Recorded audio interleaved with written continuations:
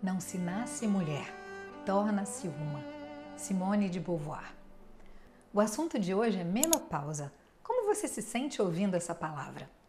A menopausa é uma fase natural da vida da mulher marcada pelo fim permanente dos ciclos menstruais e da fertilidade. Estatisticamente falando, isso geralmente acontece entre os 45 e 55 anos de idade, mas pode variar principalmente de acordo com o estilo de vida que você tem. A menopausa ocorre quando os ovários param de produzir hormônios femininos, como o estrógeno e a progesterona, e a mulher não menstrua por 12 meses consecutivos.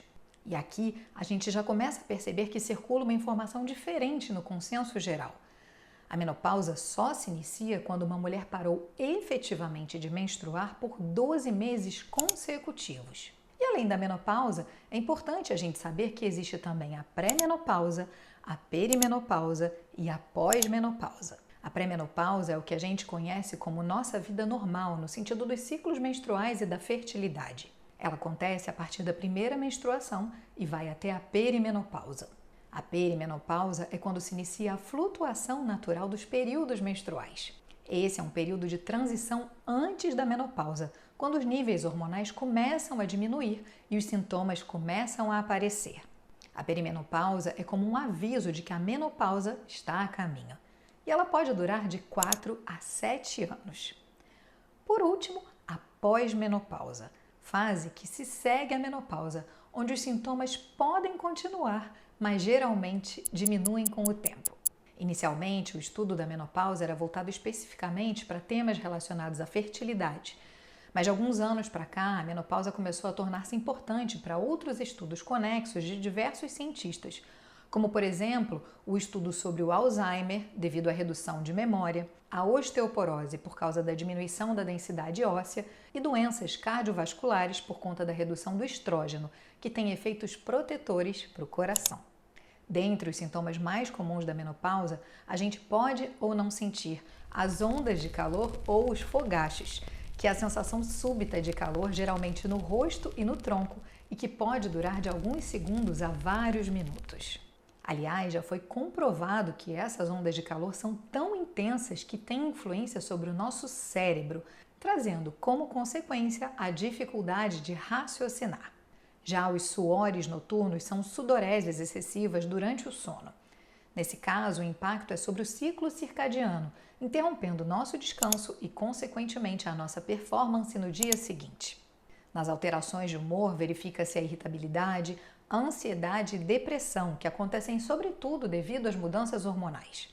Nessa fase, a gente também pode vivenciar o declínio cognitivo e a sensação de que o cérebro não liga, trazendo dificuldade em achar palavras ou ainda problemas de linguagem. Grandes cientistas mulheres estão nesse momento trazendo à tona estudos sobre o quanto o nosso cérebro conversa intimamente com os nossos ovários.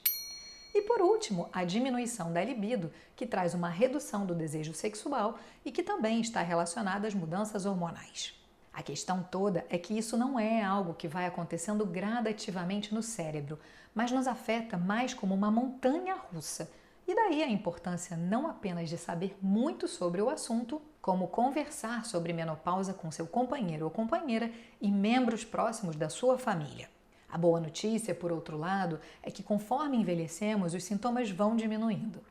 Que a gente é chamada de loucas ou histéricas não é novidade para ninguém.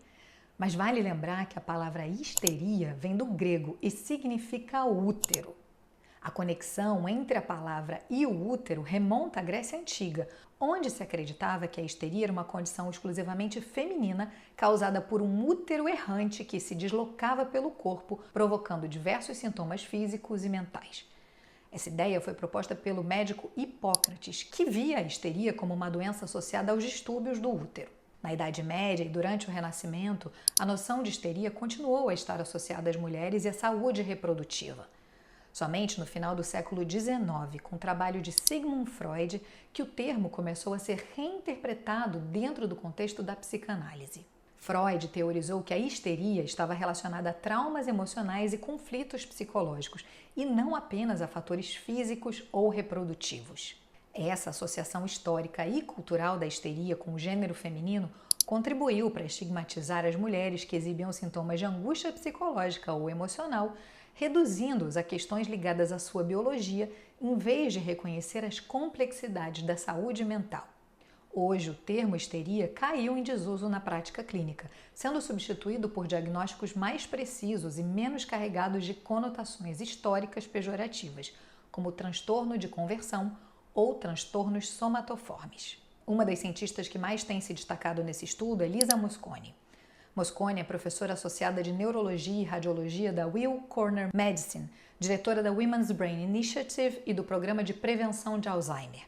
Ela também é autora dos livros The XX Brain, Brain Food e The Menopause Brain. Até o momento da gravação desse conteúdo, os livros ainda não foram disponibilizados em português. Mas se você tiver interesse sobre o assunto, eu incluí o link dos livros em minhas recomendações aqui na descrição do vídeo. Um dos maiores objetivos de Lisa é provar de forma científica a razão pela qual somos chamadas de malucas. Em suas pesquisas, Lisa também se debruça sobre a questão da reposição hormonal na atualidade. Por volta dos anos 40, nos Estados Unidos, a reposição hormonal era uma grande indústria que mobilizava grandes somas financeiras. A partir de 1993, realizou-se um estudo profundo sobre o tema e os resultados não foram exatamente aquilo que a indústria farmacêutica esperava, sobretudo no que diz respeito a efeitos colaterais como câncer de mama, doenças cardíacas e demência. E isso, claro, ocasionou milhares de processos jurídicos. Atualmente, trabalha-se com níveis menores de hormônios para reposição e a proposta não é iniciar a reposição hormonal por volta dos 70 ou 80 anos de idade, mas sim uma janela de 10 anos antes da menopausa para estabilizar o cérebro. Assim como em outras áreas de conhecimento médico, a receita de unir uma dieta equilibrada, o hábito de exercícios, dormir bem, reduzir o estresse e realizar check-ups médicos regulares também é fundamental para mulheres. E aqui eu aproveito para te convidar a assistir outro conteúdo meu falando sobre longevidade, onde falo inclusive sobre as zonas azuis. Eu vou deixar o link na descrição. E assim a gente encerra esse capítulo sobre os efeitos físicos da menopausa. Mas e os efeitos psicológicos? O que se fala sobre eles? A menopausa gera grandes impactos psicológicos na mulher porque marca uma transição significativa em sua vida. Em algumas culturas, a menopausa é vista de forma natural, como uma libertação das responsabilidades reprodutivas. Já em outras, ela é associada a estigmas relacionados ao envelhecimento e à perda de importância da mulher para a sociedade. Sobre esse assunto, há inclusive uma hipótese conhecida como a Grandmother Hypothesis, uma teoria evolutiva que tenta explicar por que a menopausa ocorre em mulheres. Segundo essa hipótese, a menopausa pode ter evoluído porque, ao invés de continuarem a ter filhos, as mulheres mais velhas podem aumentar a sobrevivência de seus genes, ajudando a cuidar de seus netos. Ao focar em cuidar e sustentar a próxima geração, as avós poderiam melhorar a sobrevivência e o sucesso reprodutivo de seus descendentes, o que, por sua vez, beneficiaria a propagação de seus genes. Pesquisas antropológicas e estudos em comunidades caçadoras-coletoras sugerem que o apoio das avós está associado a uma maior sobrevivência infantil. Em várias culturas, a presença de uma avó, especialmente a avó materna, é correlacionada com taxas de sobrevivência mais altas entre os netos. Só que, como o próprio nome diz, isso é apenas uma hipótese não comprovada e que não é universalmente aceita. Algumas críticas apontam que a longevidade pós-reprodutiva pode ter outras causas ou que a hipótese não explica completamente todas as variáveis envolvidas na evolução da menopausa. Para algumas mulheres, a menopausa é associada a sentimentos de perda, particularmente relacionados ao fim da fertilidade e ao envelhecimento. Isso pode desencadear um processo de luto ou ainda uma crise de identidade. Quem não se lembra com nostalgia da sua primeira menstruação e o que aquilo significava? A queda nos níveis de estrógeno também pode influenciar o humor, levando a um aumento dos sentimentos de ansiedade e, em alguns casos, depressão. Muitas mulheres experimentam mudanças de humor abruptas e uma maior sensibilidade emocional. Por último, a diminuição na libido pode afetar a imagem corporal e a autoestima da mulher. Como sempre, se ouvir na terapia é fundamental para ampliar questões pessoais sobre esse período da vida. Os efeitos psicológicos da menopausa têm sido amplamente estudados por profissionais da saúde mental, como psicólogos e psiquiatras, bem como por especialistas em saúde da mulher. Alguns nomes relevantes incluem a doutora Joanne Pinkerton, uma ginecologista e especialista em menopausa que tem publicado extensivamente sobre o impacto da menopausa na saúde mental e física das mulheres.